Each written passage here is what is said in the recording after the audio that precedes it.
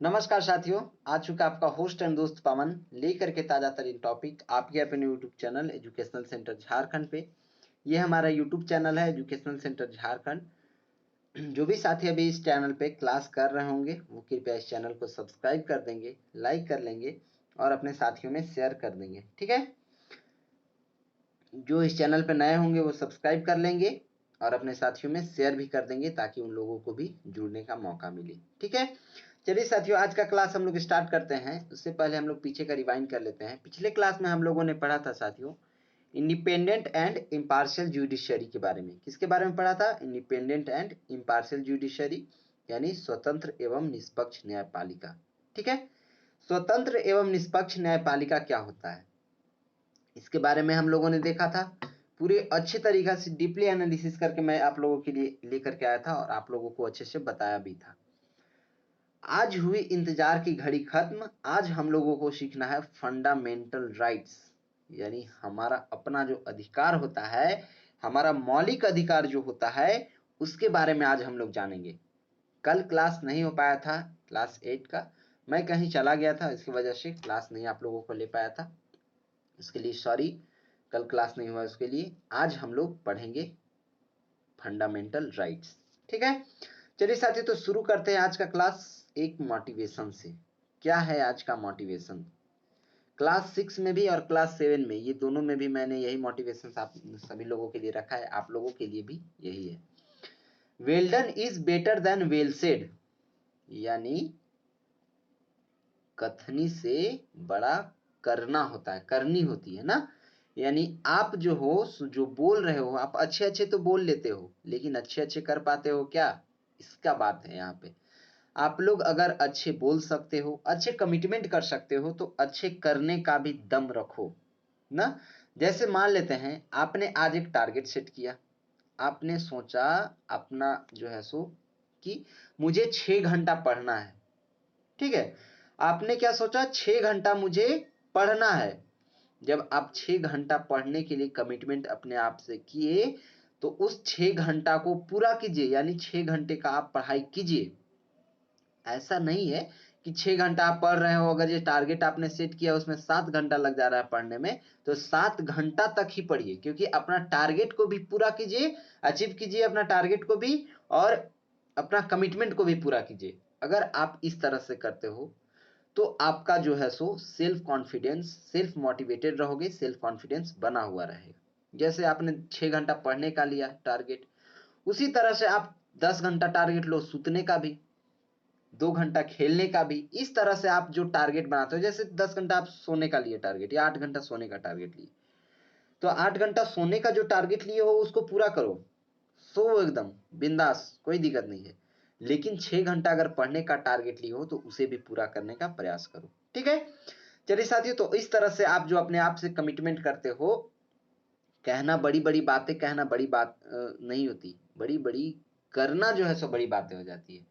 यानी आप जो कमिटमेंट करते हो, जो भी आप सोचते हो, जो भी आप करते हो। जैसे मैं एक चीज और आप लोगों को बता दूं, क्या होता है कि आप जब 12th में हो, जैसे बच्चा होता है क्या कि 12th में रहता है, 10th में रहता है, तो उस समय पूरा एकदम घर में पूरा फांकी मारेगा, पूरा बोलेगा मैं जब 12th में जाऊंगा, 12th में जाऊंगा उस समय एनडीए क्वालिफाई कर लूंगा, एयरफोर्स बन जाऊंगा, नेवी बन जाऊंगा, ग्रेजुएशन कर लूंगा, उसके बाद आईएएस निकाल लूंगा, यूपीएससी क्लियर कर लूंगा, जेपीएससी निकाल लूंगा, एसएससी निकाल लूंगा। मतलब अनेक तरह का जो है सो वो घर में सभी को दिलासा देता है, मैं ये कर लूंगा, वो कर सकता हूँ, वो कर सकता हूँ, वो कर सकता हूँ ना।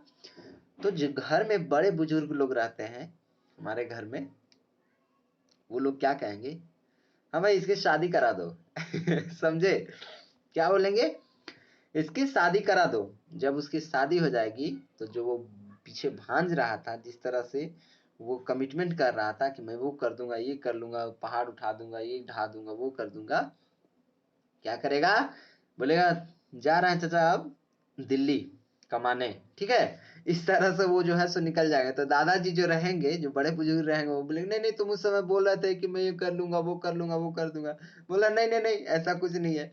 मतलब जो आपने कमिटमेंट किया उसे पूरा नहीं किया, इसका नतीजा जो है सो आपको दिल्ली पंजाब जाना पड़ा काम करने। आपको अपना खर्चा चलाने के लिए। इसलिए आप जो अपने कमिटमेंट करते हो, ये नहीं अगर बड़ा गोल बनाए हो तो किसी को बताओ ही नहीं, सिंपल सा बात है। अगर आप सोचते हो कि मुझे एक अधिकारी बनना है तो अभी किसी को बताओ ही नहीं, क्योंकि जितना बड़ा गोल रहेगा आपका उतना ज्यादा आपको कठिनाइयों का सामना करना पड़ेगा, उतना मेहनत करना पड़ेगा। तो नहीं हुआ ना तो कहीं वही हाल हो जाएगा दिल्ली पंजाब वाला। इसलिए प्रयास करना है साथियों कि छोटा छोटा ही गोल बनाइए, लेकिन उस छोटे छोटे गोल को पूरा करने का प्रयास कीजिए। ठीक है, चलिए। तो well done is better than well said, Benjamin Franklin साहब ने ये बोला है। बहुत ही अच्छी बात बोली है, छोटी सी लैंग्वेज में, छोटी सी वर्ड में, छोटे से वाक्य में जो है सो ये बोल दी है, बहुत बड़ी बात। तो इसे अपना आप लोग अपने लाइफ में जरूर उतारिएगा, जरूर रखिएगा। चलिए तो आज का क्लास स्टार्ट करते हैं अब हम लोग। इंतजार की घड़ी हुई समाप्त। आज हम लोग सीखेंगे फंडामेंटल राइट्स के बारे में। किसके बारे में? हमारा मौलिक अधिकार। पिछले क्लास में हम लोगों ने क्या पढ़ा था साथियों? इंडिपेंडेंट एंड इम्पार्शियल जुडिशरी, यानी स्वतंत्र एवं निष्पक्ष न्यायपालिका। आज हम लोग जानेंगे मौलिक अधिकार यानी फंडामेंटल राइट्स। क्या है फंडामेंटल राइट्स? फंडामेंटल राइट्स कितने तरह के होते हैं, ये सारा जो है आज जानकारी हम लोग लेंगे। और इस फंडामेंटल राइट्स को क्यों जो है सो फंडामेंटल राइट्स क्यों है, इसका सारा हम लोग पूरा मतलब अच्छे से एनालिसिस करके मैं आया हूँ, आप लोगों को एकदम बेहतरीन तरीका से बताऊंगा। उम्मीद है आप लोगों को अच्छे से समझ में आएगा। उससे पहले मैं फिर से एक बार याद दिला दूं, हमारे चैनल पे जो भी नए होंगे वो लाइक कर देंगे, वीडियो को अपने साथियों में शेयर कर देंगे ताकि और लोग जुड़ जाएं पढ़ने के लिए, और जो चैनल पे नए होंगे वो कृपया सब्सक्राइब कर लेंगे। ठीक है साथियों, तो चलिए आगे बढ़ते हैं। आज का क्लास हम लोग करते हैं मौलिक अधिकार के बारे में। किसके बारे में? Fundamental rights. क्या है फंडामेंटल राइट्स? देखिए, समाज में जो व्यक्ति है उसका विकास के लिए अगर उसकी व्यवस्था पूरी पूरी व्यवस्था है तो उसे कहा जाए तो अधिकार कहा जाता है। समझ में नहीं आया? चलिए मैं फिर से बताता हूं। समाज में व्यक्ति के विकास के लिए प्रदत्त व्यवस्था को उसका अधिकार कहा जाता है। प्रदत्त व्यवस्था, एक न्यू वर्ड आया, इसको हम लोग समझते हैं क्या है। प्रदत्त व्यवस्था यानी पूरी तरीका से आपके जीने के लिए, रहने के लिए जो अधिकार है, जो व्यवस्था है, वो व्यवस्था अगर समाज में आपको मिल रहा है आपके विकास के लिए, तो उसे क्या कहा जाता है? अधिकार कहा जाता है, यानी राइट कहा जाता है। क्या कहा जाता है? राइट्स। और उसी राइट्स के बारे में आज हम लोग जानेंगे। हमारे रहने का, जीने का, खाने का, पहनने का, मेरे कुछ और काम करने का क्या अधिकार है हमारे, किस तरह से अधिकार है, क्या क्या अधिकार हमें दिए गए हैं। फंडामेंटल राइट्स में हम लोग सारी बातों को जानेंगे। ठीक है। संविधान व्यक्तियों को लिखित रूप में अधिकार प्रदान करता है। हम लोगों ने पिछले क्लास में पढ़ा था ना कॉन्स्टिट्यूशन, फर्स्ट क्लास में हम लोगों ने पढ़ा है कॉन्स्टिट्यूशन यानी संविधान क्या है। उसमें भी हमने बताया आप लोगों को लिखित संविधान, अलिखित संविधान। तो लिखित संविधान जो है साथियों, वो जो हम लोगों को लिखित अधिकार देता है। हमारा संविधान जो है हम सभी को लिखित अधिकार देता है, यानी राइट में एक लिखा हुआ में अधिकार हम लोगों को देता है। ठीक है। तथा उसकी सुरक्षा के लिए व्यवस्था करता है। क्या करता है? हमारे लिए जो है सो लिखित संविधान जो है सो लिखित अधिकार भी देता है, और हमारी सुरक्षा के लिए ये जो है सो व्यवस्था भी करता है, हमारी सुरक्षा भी करता है। भारत का जो संविधान है साथियों, वे यहाँ के लोगों के लिए कुछ मौलिक अधिकार भी देता है। क्या देता है? हम लोगों का संविधान जो है वो हम सभी लोगों के लिए कुछ मौलिक अधिकार भी दिए हैं। वो मौलिक अधिकार कौन कौन से हैं वो भी मैं आप लोगों को बताऊंगा। थोड़ा सा सब्र बना कर रखिए, थोड़ा आगे जान लेते हैं पहले। ठीक है। मौलिक अधिकार को जो है साथियों हम लोग मौलिक अधिकार को संविधान का अंतरात्मा कहा जाता है। अंतरात्मा मतलब अंदर का। जैसे हम लोगों को एक एग्जांपल देके मैं समझाता हूं आप लोगों को।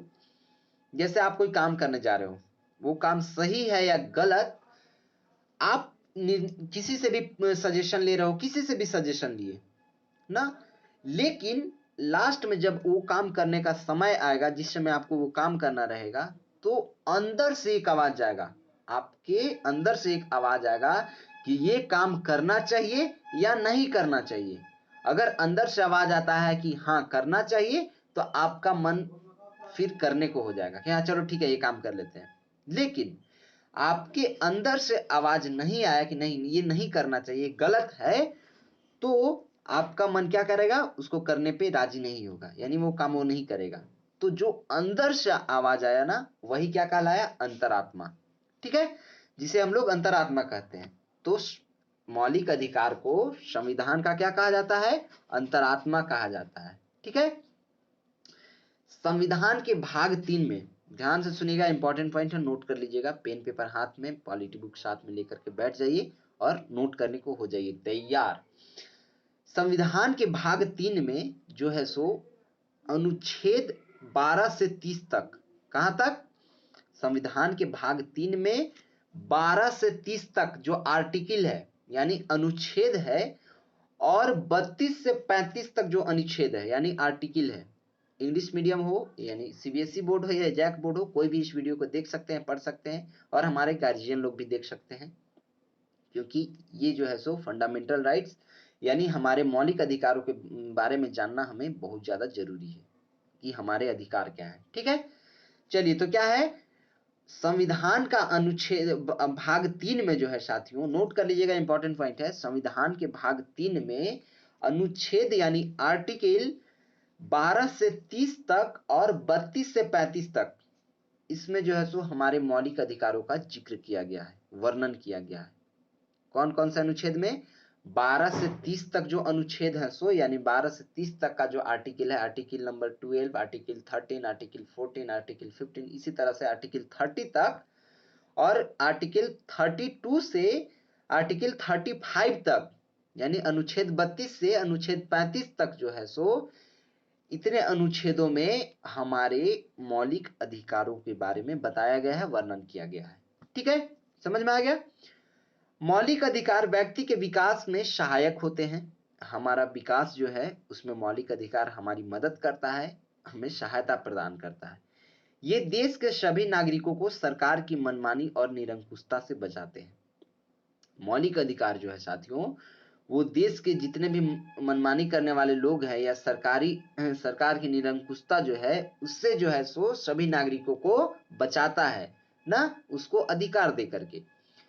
प्रारंभ में संविधान में 7 मौलिक अधिकार थे, यानी शुरू में जो है जब मौलिक अधिकार बना था उस समय जो है सो संविधान में 7 मौलिक अधिकार थे। कितने मौलिक अधिकार थे? 7 मौलिक अधिकार थे। ध्यान से नोट कर लीजिएगा, स्टार्टिंग में कितने मौलिक अधिकार थे? 7 मौलिक अधिकार थे। लेकिन फिर एक जो है अधिकार था, मौलिक अधिकार, कौन सा? तो संपत्ति का। कौन सा? संपत्ति यानी पैसा का जो पैसा रख रखाव जो है सो यानी संपत्ति का अधिकार को हटा दिया गया। बाद में क्या किया गया? संपत्ति के अधिकार को हटा दिया गया, और एक सेकेंड, क्या किया गया? संपत्ति के अधिकार को बाद में हटा दिया गया। कितने अधिकार थे स्टार्टिंग में? स्टार्टिंग में जब हुआ तो स्टार्टिंग में यानी शुरू में 7 मौलिक अधिकार थे। कितने थे? 7 फंडामेंटल राइट्स थे, FR। ठीक है, उसके बाद है सो 7 मौलिक अधिकार जब थे तो बाद में क्या किया गया कि एक संपत्ति का अधिकार था, उसको हटा दिया गया। तो कितने मौलिक अधिकार बच गए? फिर 6 फंडामेंटल राइट्स बच गए। कितने बच गए? 6 फंडामेंटल राइट्स, यानी फिर सिंपली 6 गो मौलिक अधिकार बच गया। ठीक है,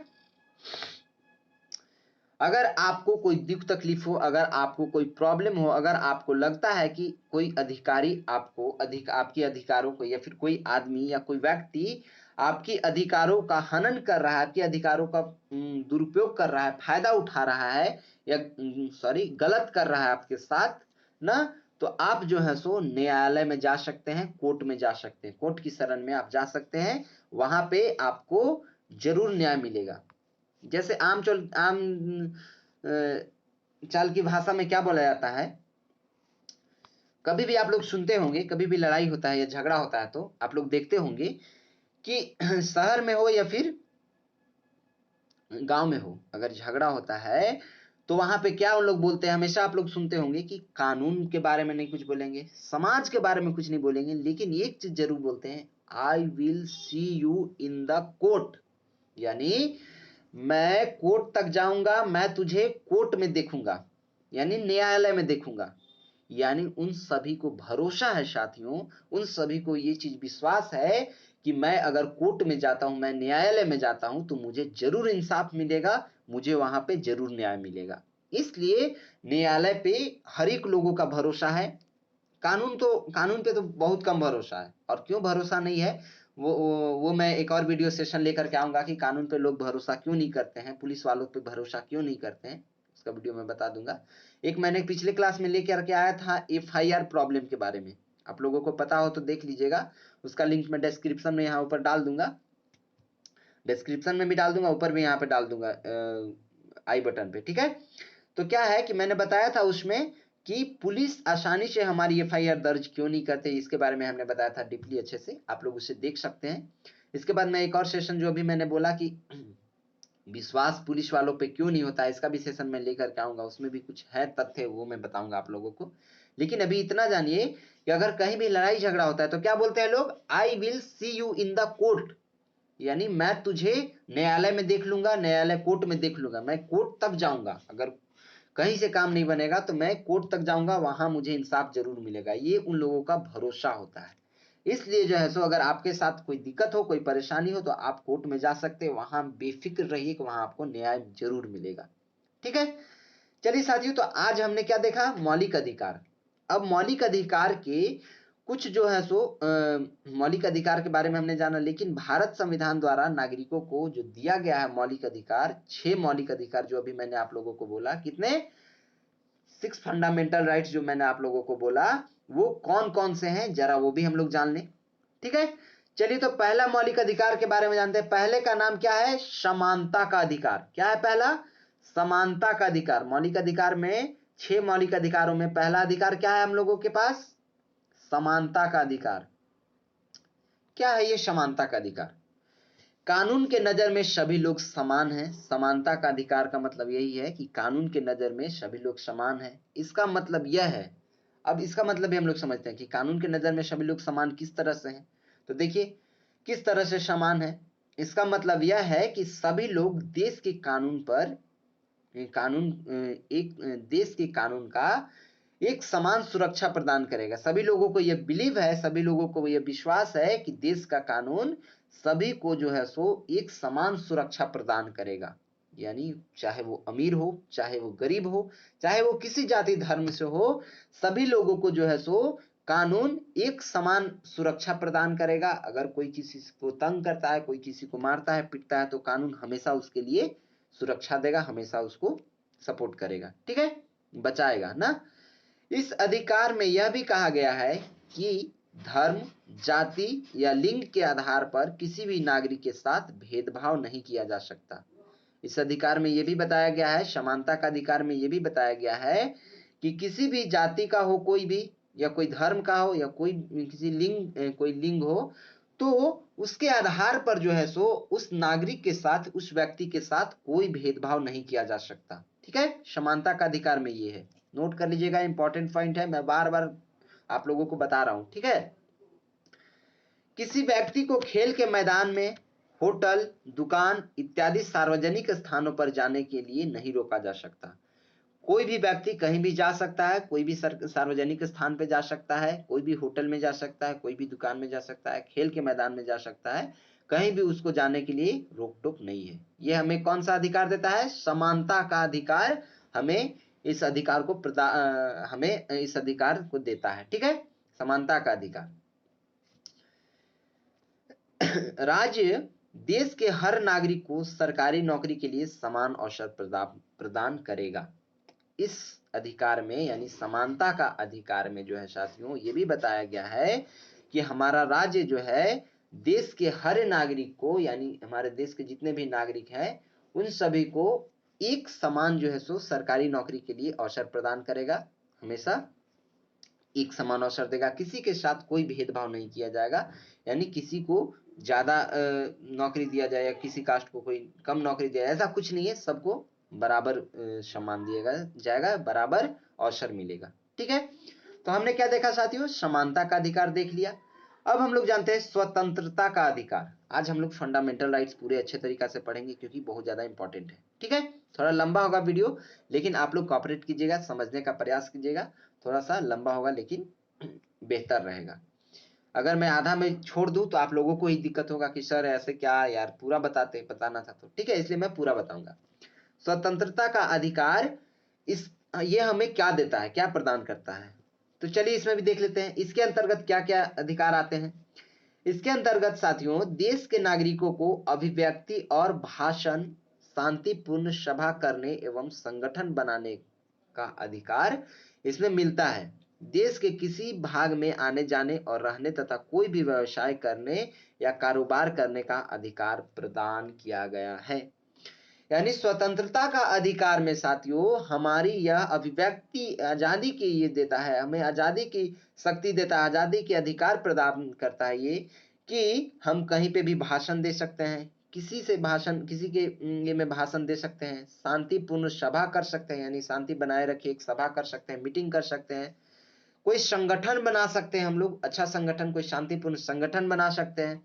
देश के किसी भाग में आने जाने का हमें अधिकार है, यानी कहीं भी जा करके हम लोग हमारे देश में यानी भारत देश में ऑल इंडिया में, ऑल ओवर इंडिया में कोई भी राज्य में आप जा करके और वहां पे व्यवसाय कर सकते हैं, अपना कारोबार कर सकते हैं, कोई बिजनेस कर सकते हैं। ये अधिकार हमें स्वतंत्रता का अधिकार देता है। कौन देता है? फ्रीडम, राइट टू फ्रीडम जो है सो हमें इस अधिकार को देता है। प्रेस, मीडिया, झंडोत्तोलन जैसे अधिकार भी इसके अंतर्गत आते हैं। आप प्रेस में, यानी प्रेस कौन सा? मीडिया को जान रहे हो ना? मीडिया में आप जा सकते हो। मीडिया यानी कि किसी के बारे में आप छाप सकते हो, प्रेस कर सकते, प्रेस यानी कि किसी के बारे में आप छाप सकते हो पेपर में। मीडिया यानी किसी के बारे में बोल सकते हो, किसी के बारे में बता सकते हो। झंडोत्तोलन यानी झंडा फहरा सकते हो। ये सभी अधिकार जो है साथियों वो स्वतंत्रता का अधिकार हमें देता है। ठीक है, अब हम लोग आगे जानते हैं शोषण के विरुद्ध अधिकार। ये भी इंपॉर्टेंट अधिकार है, मतलब ए टू जेड इंपॉर्टेंट है, सभी समझेंगे तो बहुत बेहतर है। शोषण के विरुद्ध अधिकार ये क्या है? चलिए तो इसके बारे में भी जानते हैं। यह अधिकार मानव तस्करी, बिगाड़ एवं जबरन श्रम का निषेध करता है। शोषण के विरुद्ध जो अधिकार है साथियों, ये क्या हमें प्रदान करता है कि अगर कोई किसी का मानव तस्करी कर रहा हो, यानी किसी को बेच रहा हो, किसी भी औरत को या फिर जेंट्स को या किसी भी आदमी को बेच रहा हो या उसे बेगार कर रहा हो या फिर उसके साथ जबरन श्रम करवा रहा हो ना, तो उसको रोका जाता है। इसको रोकने का अधिकार यानी इसका अधिकार जो है सो रोकने का निषेध किया हुआ है शोषण के विरुद्ध अधिकार में। क्या किया गया है? यह अधिकार मानव तस्करी, बेगार एवं जबरन श्रम का निषेध करता है, यानी इसका विरोध करता है। किसी के साथ आप जबरन श्रम नहीं करवा सकते, यानी कोई भी जबरदस्ती काम नहीं करवा सकते हैं किसी के साथ। ठीक है, इसका ये निषेध करता है, इसको रोकता है। कौन रोकता है? तो शोषण के विरुद्ध अधिकार इसको रोकता है, इसको बैन करके रखा है ना। 14 वर्ष से कम उम्र के बच्चों को खतरनाक काम धंधों में लगाना तथा मजदूरी कराना अपराध है। अगर आपको कहीं दिखे कि कोई भी बच्चा 14 वर्ष से 14 साल से नीचे हो और वो कहीं काम करवा रहा हो, कोई भी व्यक्ति उससे काम करवा रहा हो तो आप उसके खिलाफ FIR दर्ज करवा सकते हैं, पुलिस में कंप्लेन करवा सकते हैं। ये कराना जो है सो एक कानूनन अपराध है। यह अगर 14 वर्ष से कोई नीचे काम करवाता है तो उसके खिलाफ आप कार्रवाई करवा सकते हैं। ठीक है, तो ये कौन सा अधिकार हमको क्या देता है? शोषण के विरुद्ध अधिकार, ये सारे अधिकार को देता है। उसके बाद आगे हम लोग जानेंगे साथियों, पांचवा अधिकार कौन सा है। हमने कौन सा देख लिया? 4 अधिकार 3 अधिकार हम लोगों ने देख लिया। अब हम लोग जानेंगे कौन सा चौथा अधिकार कौन सा है ना। चौथा अधिकार है धार्मिक स्वतंत्रता का अधिकार। हमारा चौथा फंडामेंटल राइट्स कौन सा है? धार्मिक स्वतंत्रता का अधिकार। धार्मिक स्वतंत्रता का अधिकार हमें क्या सिखाता है? सभी नागरिकों को पूरी धार्मिक स्वतंत्रता दी गई है। प्रत्येक व्यक्ति को अपनी इच्छा के अनुसार कोई भी धर्म अपनाने, उसका प्रचार प्रसार करने का अधिकार है। यानी धार्मिक स्वतंत्रता का अधिकार हमें यह बताता है साथियों कि आप किसी भी धर्म में जा सकते हो, किसी भी धर्म का प्रचार प्रसार कर सकते हो और किसी भी धर्म में अपना परिवर्तन कर सकते हो। यह धार्मिक स्वतंत्रता का अधिकार हमें अधिकार प्राप्त करता है। ठीक है, प्राप्त करवाता है, यानी हमें यह अधिकार देता है। चलिए तो आगे फिर जानते हैं पांचवा अधिकार कौन सा है। फंडामेंटल राइट्स पांचवा कौन सा है? पांचवा है सांस्कृतिक और शैक्षणिक अधिकार। फंडामेंटल राइट्स पांचवा नंबर कौन सा है? सांस्कृतिक और शैक्षणिक अधिकार। क्या ये बताता है हमें? तो संविधान में भारत की सांस्कृतिक विविधता को बनाए रखने के लिए आवश्यकता पर बल दिया गया है। धार्मिक या भाषाई सभी अल्पसंख्यक समुदायों को अपनी संस्कृति की रक्षा और विकास के लिए अपने अपने शैक्षणिक संस्थान खोलने का अधिकार प्राप्त करवाता है, प्राप्त करने का ये अधिकार देता है ना। कौन देता है? तो सांस्कृतिक और शैक्षणिक अधिकार। देखिए, सांस्कृतिक और शैक्षणिक अधिकार हमें ये बताता है साथियों कि कोई भी सांस्कृतिक प्रोग्राम हो ना, किसी में भी विविधता बनाए रखने के लिए जो है सो उस पे जो बल दिया गया है, आवश्यकता पर बल दिया गया है कि आप ये काम कीजिए, संस्कृति के दुनिया में आप आगे बढ़िए। और धार्मिक या भाषाई सभी अल्पसंख्यक समुदाय को, कोई भी समुदाय से हो, तो उसे संस्कृति की रक्षा करने के लिए, उसका विकास करने के लिए जो है सो आप अपना शैक्षणिक संस्थान खोल सकते हैं। आप अपना जो है सो इंस्टीट्यूट, अपना ट्यूशन, अपना स्कूल, अपना विद्यालय खोल सकते हैं। ये अधिकार कौन देता है हमें? सांस्कृतिक और शैक्षणिक अधिकार। जैसे मैं यूट्यूब पे एजुकेशनल सेंटर झारखंड के नाम से चैनल खोला हूँ आप लोगों के लिए। किस चीज के लिए मैंने खोला है? मैंने आप लोगों को ज्ञान देने के लिए, पढ़ाने के लिए, क्लास 6, 7, 8 का पॉलिटी पढ़ाने के लिए मैंने वहां पे एक चैनल खोला है। तो मैं इस तरह का इंस्टीट्यूट अपने ऑफलाइन भी ऑफलाइन भी खोला है, तो ऑफलाइन भी आप भी खोल सकते हो, ऑनलाइन भी खोल सकते हो, कहीं पे भी आप अपना इंस्टीट्यूट खोल सकते हो। हमारे देश में ये चीज अधिकार हमें देता है कौन? सांस्कृतिक और शैक्षणिक अधिकार। ठीक है।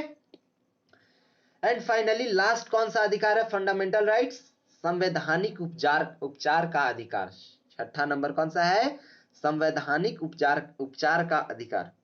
चलिए क्या हमें बताता है ये देखते हैं। यदि किसी नागरिक को लगता है कि राज्य द्वारा उसके किसी मौलिक अधिकार का उल्लंघन हुआ है तो इस अधिकार का सहारा लेकर वह अदालत जा सकता है। देखिए सबसे इंपॉर्टेंट ये है, कहा जाए तो अगर आपके साथ कोई भी किसी भी तरह का मौलिक अधिकार में उल्लंघन किसी के द्वारा किया गया हो, किसी के द्वारा आपके साथ कुछ गलत किया गया हो, कुछ आपके मौलिक अधिकार का उल्लंघन किया गया हो, तो आप जो है सो संवैधानिक उपचार का अधिकार के तहत, यानी फंडामेंटल राइट्स ऑफ, ये संवैधानिक उपचार का अधिकार है, इसके तहत जो है साथियों आप अदालत जा सकते हैं, आप न्यायालय जा सकते हैं। ठीक है, आप वहां पर जा करके अपना न्याय मांग सकते हैं, आपको वहां पे न्याय मिलेगा। चलिए साथियों, तो हमने क्या पढ़ा? Fundamental rights. और फंडामेंटल राइट्स कितने तरह के थे ये भी हम लोगों ने पढ़ लिया।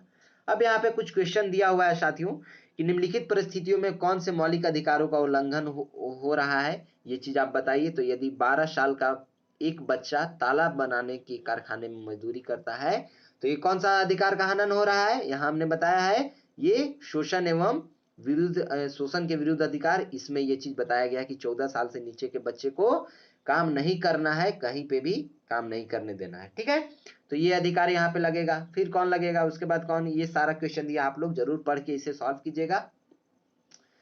कल मैं मिलूंगा आप लोगों को के साथ फिर से एक इंपॉर्टेंट टॉपिक, बहुत इंपॉर्टेंट टॉपिक लेकर के, फंडामेंटल ड्यूटीज, यानी मौलिक कर्तव्य क्या क्या है हमारे, इसके बारे में हम लोग जानेंगे कल। और इंपॉर्टेंट है, आज तो हमने मौलिक अधिकार के बारे में जान लिया, यानी हमारे अधिकार कौन कौन से मौलिक अधिकार वो हमने जाना। कल हम लोग जानेंगे फंडामेंटल ड्यूटीज के बारे में।